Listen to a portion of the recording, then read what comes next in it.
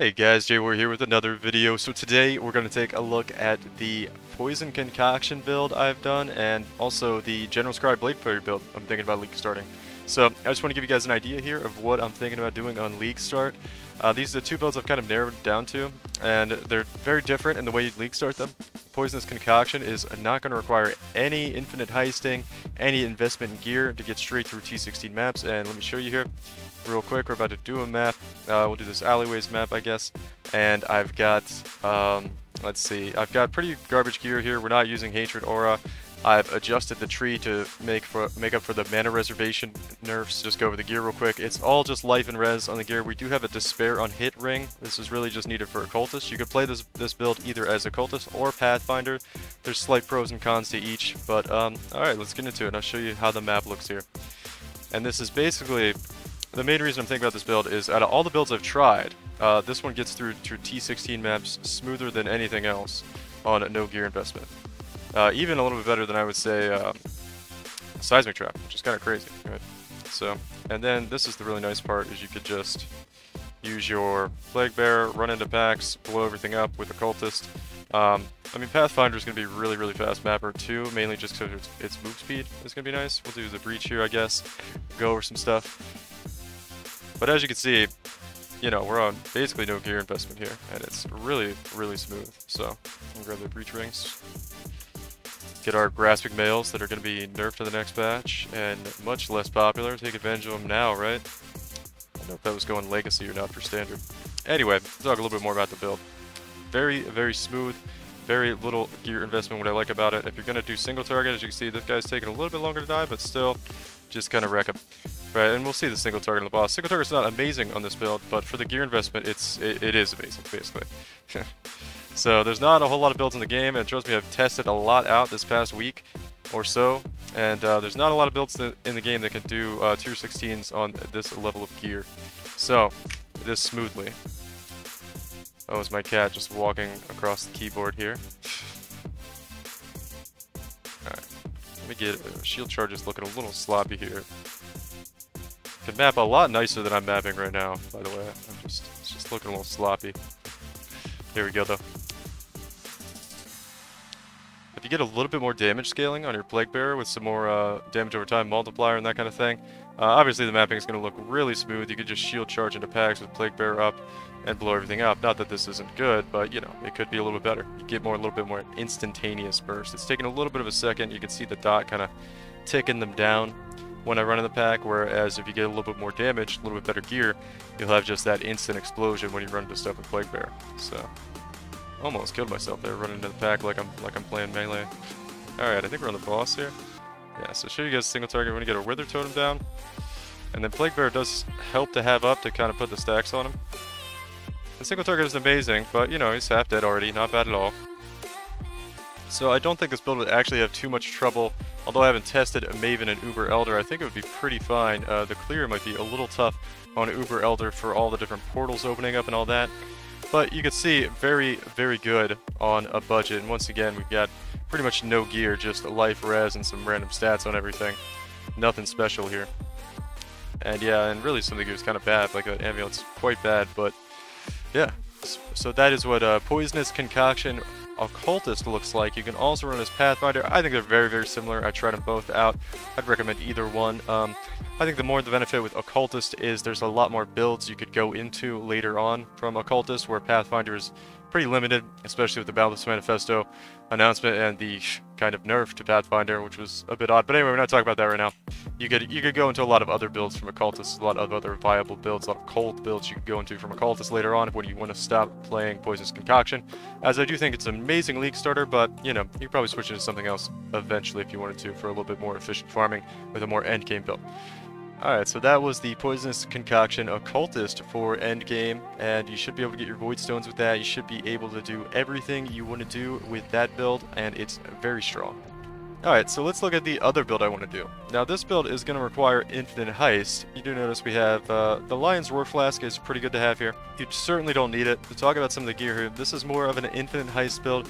You want to acquire these uniques early and then get going with the build. I would do Infinite Heist for 3, 4, 5 hours, maybe get enough to buy really these 3 items. Ichimonji is going to be pretty cheap. That's not really a big deal to buy. It's going to be like 510C maybe. Abyssus is going to be a little bit more expensive on League launch, as that's more of a high demand unique. Even though it's very common, it's going to be in high demand, but the price is going to come down very quickly on it if you want to wait a day. Maybe if you don't play a ton on League launch, you know, just wait till the next day if you want to buy this. And then we have Red Blade Bitterness, probably going to be the most expensive item that you're going to want. And it's kind of build enabling because we really need that War Cries have infinite power with General's Cry Berserker. So, we're Sloth's Coil, but I'm just going to take it off for this video. And we do have this Assassin's Mark on hit ring, but you could just put a mark on hit set up in socket somewhere. And also, I'm not using Blood and Sand because I am simulating we will not have that next to League with the mana reservation changes that were in the manifesto. Here's Truth, it also should be mentioned. It's really good for this build, as it allows you to squeeze in that Precision Aura, which you don't have to put in a gem socket. And also, you get 100% increased mana reservation efficiency, which is very nice. Okay, so let's get in here and let's show a map real quick. Alright, so this is the other build that I'm now thinking about League starting. And I really like this build. I like Berserker builds, so it's probably my favorite Ascendancy. So I definitely like playing something like this. And as you can see, it's really, really quick. The clear can be kind of sloppy. As I mentioned in another video, I was posting a video for a whole bunch of League starters, which I've kind of taken down since the manifesto, because we just got to make some changes to it, and I'm just going to wait until the patch notes to come out with it. Might as well. This build's single target is really, really good. You can see the clear is fine. I mean, it was really the speed, because you get Berserk with Cyclone, and I'm only on, I think this is 25 move speed boots. Yeah, 25 move speed boots here, so you could get 35 move speed boots and be really, really fast, right? So, very efficient, very solid build here. I don't know if you guys could hear that. There's like there's a thunderstorm going outside. It's like really loud. Essentially, if you get these items, the items went over, you can grab a Sloth's Coil early if you can get one for cheap. They're probably an Exalt or two day one for Rislothas. Same with Red Blade Banner. Maybe up to 3 Exalts day one. So those are going to be the most expensive things. Those are the things you're going to be in Heist farming for the longest period of time to get the build online. But once the build's online, you could go straight through to tier 16 maps. Oh, you also would want the 6 link. You'd want the 6 link as well. Last time I did this and Infinite Heisted with this, I actually found Here's Truth in Heist that I needed. So we were able to get that. We do have Panopticon anointed on our amulet, but I guess I just won't use totems, even though we probably should. But I don't want to simulate having Panopticon on League start for day 1, day 2 kind of build. So we'll just not use that when we get the boss, but it's not going to be a problem. We're going to have a really good single target. And as you can see, it's just really smooth clearing through the maps here. Really, really easily. Doesn't have any problem. I think I turned Eater Worlds off for some of the testing on my map device, just because with some of the weaker builds, it was quite annoying to run into the Death Squad. You guys know what I'm talking about. That was a little bit frustrating to deal with, but this build could easily handle it. You're kind of constantly always moving on this build as well, which you guys played PoE for a while know that that is a pretty valuable defensive mechanic, even though it may not seem like it is. Just being able to constantly move, and you don't actually have to, like, if you notice here, I'll do all my damage. You don't have to actually hit anything with Cyclone in this build. Your General's Cry dudes come out and they hit everything, whether you're hitting them with Cyclone or not. Cyclone is really just there for cast while channeling with infused channeling. Alright, and Desecrate. Why am I stuck? Okay, that was a little weird. My mouse was like being strange. Anyway, show you a single target here. Pretty good. I'm not using totems right now because I have Panopticon anointed on this character, and I don't want to make it seem like we're going to do way more damage than we would. Which we definitely would do a lot more damage with just regular totems without Panopticon there. So we'd probably kill him about 30% faster without Panopticon and with regular totems down. And then obviously, if you get this Risloth's Coil, that's a massive increase to your damage. What I've done on this build in the past is I've gone through the maps. I know this build very, very well, so if anybody's thinking about League starting this, you know, feel free to come to me with questions about it. But figured out on this build that you want to get Risloth's Coil for when you go into Uber Elder and Maven. So you don't need it, obviously, for True 16 maps before that, but by the time you get into Maven and Uber Elder, you want it for those fights, as it makes those fights very much easier, and I would argue maybe even doable for some people that don't have it yet. It's giving you that much more damage. So definitely look into getting Risloth's Coil by the time you're trying to get your Void Stones.